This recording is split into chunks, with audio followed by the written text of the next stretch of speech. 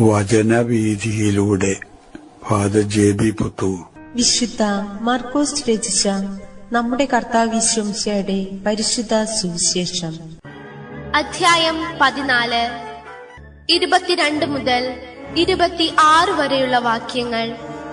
പുതിയ ഉടമ്പടി.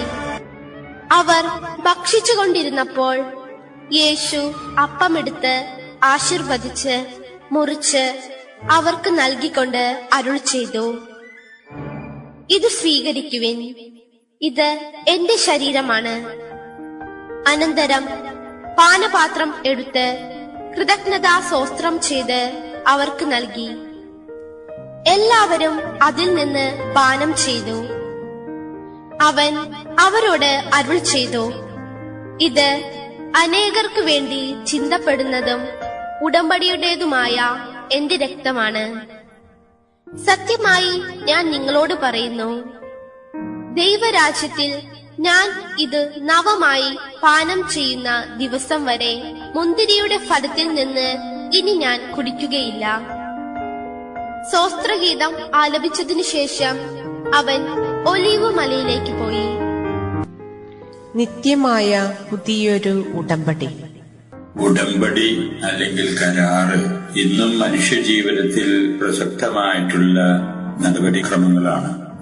ഉടമ്പടികൾ പ്രധാനമായിട്ട് 3 തരത്തിൽ നമുക്ക് കാണാം. ഒന്ന്, മനുഷ്യനും മനുഷ്യനും തമ്മിലുള്ള ഉടമ്പടി. അതാണ് സാധാരണ മനുഷ്യരുടെ ഇടയിൽ വ്യവഹാരങ്ങൾ നടത്തുമ്പോൾ കരാറ് ഉറപ്പിക്കുന്ന ആ രീതി, അതിൽ നിന്നാണ് ഉണ്ടാകുന്നത്.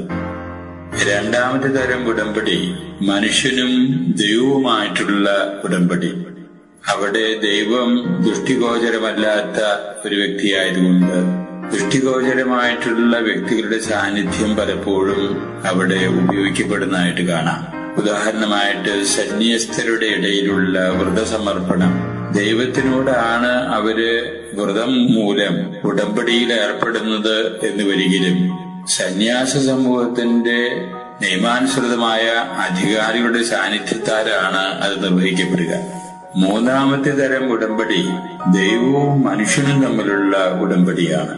ഇവിടെയും ഇടനിലയ്ക്ക് ഒരു കക്ഷി, ദൈവത്താൽ നിയോഗിക്കപ്പെട്ടിട്ടുള്ള കക്ഷികൾ നമുക്ക് കാണാൻ സാധിക്കും.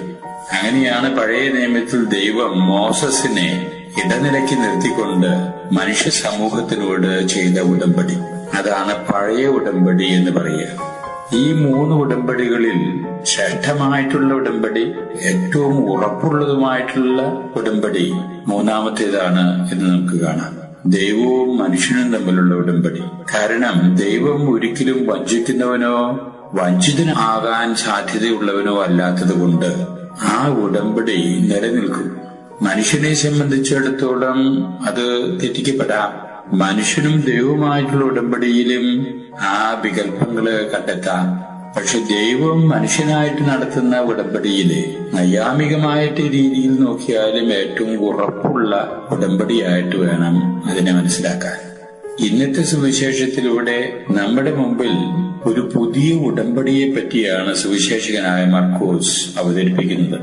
ആ ഉടമ്പടി യേശുവും തന്റെ അനുയായികളും തമ്മിലുള്ള ഉടമ്പടിയാണ്. യേശുവും തന്റെ സഭയും തമ്മിലുള്ള ഉടമ്പടിയാണ്. ആ ഉടമ്പടിയിലെ ഇടനില എന്ന നിലയിൽ കക്ഷികളായിട്ട് തീരുന്നത് യേശു തന്നെ പ്രത്യേകം നിയോഗിക്കപ്പെട്ടിട്ടുള്ള ശിഷ്യന്മാരാണ് എന്നുള്ളൊരു വ്യത്യാസം. ശിഷ്യന്മാരായിട്ട് മാത്രമായിട്ടല്ല ഉടമ്പടി നിലനിൽക്കുക. ശിഷ്യന്മാരുടെ പിൻതലമുറക്കാരും പുരുഷാന്തരങ്ങളിലൂടെ തന്റെ മക്കളായി തീരാൻ ഇരിക്കുന്ന ജനസമൂഹവും തമ്മിലാണ് ആ ഉടമ്പടി. ഈ ഉടമ്പടി യഥാർത്ഥത്തിൽ യേശു തന്റെ ശരീരവും രക്തവും മനുഷ്യ സമൂഹത്തിന് വേണ്ടി നൽകിക്കൊണ്ടാണ് ഈ ഉടമ്പടി സ്ഥിരീകരിക്കുന്നത്. യേശു ഒരു തരത്തിലും വഞ്ചിക്കാനോ വഞ്ചിതനാകാനോ സാധ്യതയില്ലാത്തതുകൊണ്ട് ആ ഉടമ്പടി നിലനിൽക്കുന്നു. അതാണ് യേശു മനുഷ്യരായിട്ട് നടത്തിയ ഈ ലോകത്തിൽ നിന്ന് പിരിഞ്ഞു പോകുന്ന അവസരത്തിൽ നിർണായകമായ ആ സമയത്ത് വിളിച്ചുകൂട്ടപ്പെട്ട സഹവാസ സമ്മേളനത്തിൽ വെച്ചാണ് ഈ ഉടമ്പടി സ്ഥിരീകരിക്കപ്പെടുന്നത്. പരിശുദ്ധ കുർബാനയുടെ സ്ഥാപനത്താലാണ് ഈ ഉടമ്പടി നമ്മുടെ മുമ്പിലേക്ക് അവതരിപ്പിക്കപ്പെടുന്നത്. അപ്പൊ പരിശുദ്ധ കുർബാന എന്ന് പറയുന്നത് ദൈവവും മനുഷ്യനുമായിട്ടുള്ള ബന്ധത്തിന്റെ ഒരു അച്ചാരമാണത്. അത് കരാറാണ്. ആ കരാറ് ലംഘിക്കപ്പെടാൻ ഇടയില്ല. ഏറ്റവും ഉറപ്പുള്ള കരാറ്. യേശു പറയുന്നു, എന്റെ രക്തം പാനം ചെയ്യുകയും എന്റെ ശരീരം ഭക്ഷിക്കുകയും ചെയ്യുന്നവൻ എന്നിലും ഞാൻ അവനിലും ജീവിക്കും. ലംഘിക്കാൻ ഇടവരാത്ത ഏറ്റവും നിയമപരമായിട്ട് തന്നെ ഉറപ്പുള്ള ഒരു ഉടമ്പടി ബന്ധത്തെ പറ്റിയാണ് യേശു ഇന്ന് തന്റെ മക്കളെ ഓർമ്മിപ്പിക്കുന്നത്. ഈ ഉടമ്പടിയുടെ ശക്തിയിലും ആന്തരിക പ്രേരണയിലുമായിരിക്കണം തന്റെ അനുയായികൾ വളരേണ്ടത് എന്ന് യേശു നമ്മെ ഓർമ്മിപ്പിക്കുകയാണ്. ഇതാണ് ഇന്നത്തെ സുവിശേഷത്തിന്റെ ചിന്തയായിട്ട് നാം പകർന്നെടുക്കേണ്ടത്.